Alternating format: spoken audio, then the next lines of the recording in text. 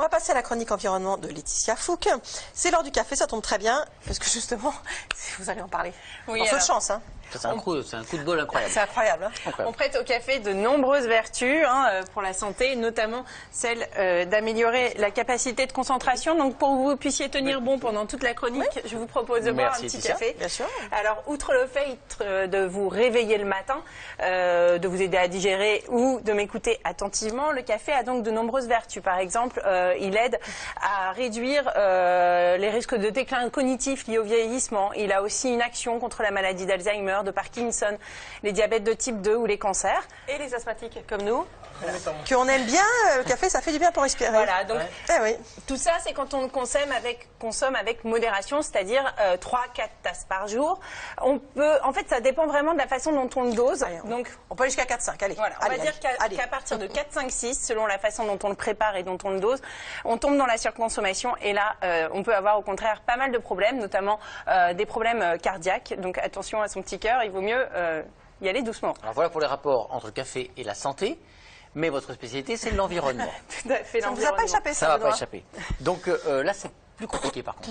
Oui, là on boit un petit peu la tasse parce qu'aujourd'hui on consomme 255 kilos de café par seconde dans le monde. Donc c'est quand même énorme, hein, ça fait pas mal de tasses. Et le problème c'est que dans des pays comme la France, pas mal de pays occidentaux, aujourd'hui cette consommation de café est largement entraînée par les machines à expresso qui ont vraiment le vent en poupe. Et qui pour l'écologie. Et la star des stars. Voilà, c'est la Nespresso. On a ici. Alors le problème, on va l'évoquer tout de suite. Eh bien, c'est que avant on avait un petit sachet de café, on faisait son café avec son filtre et c'était tout simple. Maintenant, on a des dosettes. Donc entre le carton, le sachet individuel et la dosette en plastique, on génère jusqu'à 10 fois plus de déchets. Donc là, on a par exemple des concurrents, un L'Or Expresso ou Carte Noire, qui sont compatibles avec les machines Nespresso. Donc on voit emballage, plastique, tout ça, ça part à la poubelle. Et c'est évidemment pas très bon pour l'environnement puisque c'est que des déchets issus de la pétrochimie qui finissent à l'incinérateur. Est-ce qu'il y a des choses qui se recyclent? Alors, Nespresso, de son côté, qui est le leader du marché, lui propose une capsule en aluminium. Donc en soi, l'aluminium, c'est super, c'est recyclable à l'infini.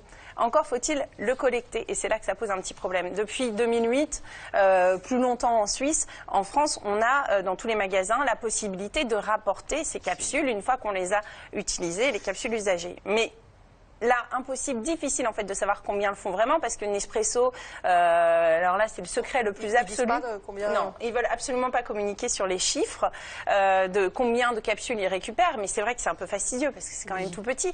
Donc on peut estimer que la moitié, en fait, sur le milliard de capsules vendues, il y en a que la moitié qui sont récupérées. Et puis en même temps, milliard vendus dans le monde? Oui, dans le monde. Et puis en même temps, imaginez un petit peu si tout le monde s'amusait à rapporter sa petite capsule, le nombre de camions qu'il faudrait faire circuler pour le recyclage de ces petites capsules-là. Donc en soi, c'est pas non plus ici.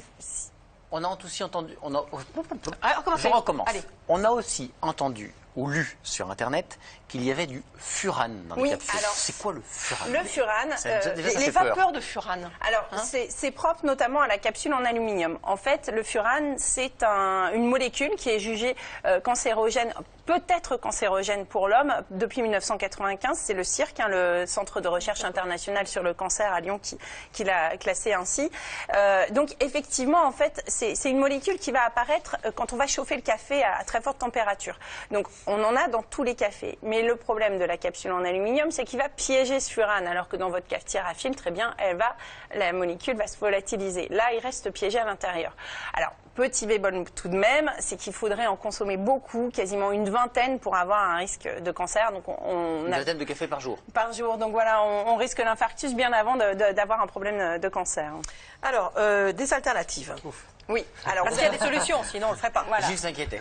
Vous avez devant vous la petite capsule qui se recharge. Donc celle-ci compte, en gros on les achète par 10, ça coûte une quinzaine d'euros. On met le café qu'on veut à l'intérieur. On la réutilise jusqu'à 30 fois, peut-être plus. Et après, on la met dans sa petite cafetière Nespresso sans problème, avec le café qu'on veut à l'intérieur. Pour ceux qui ont des machines Dolce Gusto, eh bien c'est pareil. On a la même alternative. De remplir. Comptez une trentaine d'euros pour 3 capsules, c'est plus cher, mais on les utilise 50 fois. Donc au final, c'est quand même assez intéressant pour le portefeuille et puis pour la planète. Est-ce que c'est bon? Parce que c'est aussi important. Là, ça dépend du café que vous allez mettre dedans. D'accord. Il faut tester, il faut faire plusieurs tests. Un bon café, ça sera aussi bon Un bon café expresso. Il faut prendre un café expresso, sinon vous n'aurez pas cet effet recherché par la machine. Et alors, il y a une autre alternative qui est assez intéressante, c'est la capsule biodégradable. Ça, c'est en fait le monsieur qui a lancé la Nespresso, qui est parti il y a quelques années, voilà, qui est parti il y a quelques années du groupe Nestlé et qui a créé donc une alternative biodégradable. Il y a eu quelques soucis. Mais oui, parce que d'abord. évidemment, ils sont pas très contents qu'on leur fasse de la concurrence. Donc, elle est en fibre végétale. Donc, l'avantage, c'est qu'on peut tout simplement la mettre dans son compost, par exemple. Elle ne crée aucun déchet. Et alors aujourd'hui, c'est de la fibre végétale, ça. C'est de la fibre végétale. Parce que quand vous voyez peut-être pas de près, mais on dirait du plastique. Oui, on dirait du plastique. On n'a pas du tout ni de Et l'herbe, puis vous allez voir, c'est parfaitement compatible. D'ailleurs, c'est ce que vous êtes pour certains en train de déguster. Et facile à trouver ou pas? Facile à trouver. Aujourd'hui, il la vend sous sa marque. Vous inquiétez pas, c'est rien, c'est juste la machine à café. Voilà. N'essayez pas de régler votre téléviseur. Donc on va s'arrêter là. Il la vend sous sa marque propre, Ethical Coffee Company, mais on en trouve dans tous les supermarchés quasiment, Auchan, Carrefour, Spar, Monoprix, enfin quasiment tous. Et elle coûte en général 15 à 25% moins cher que les capsules Nespresso, ce qui est un autre avantage. Et puis vous avez amené une autre machine.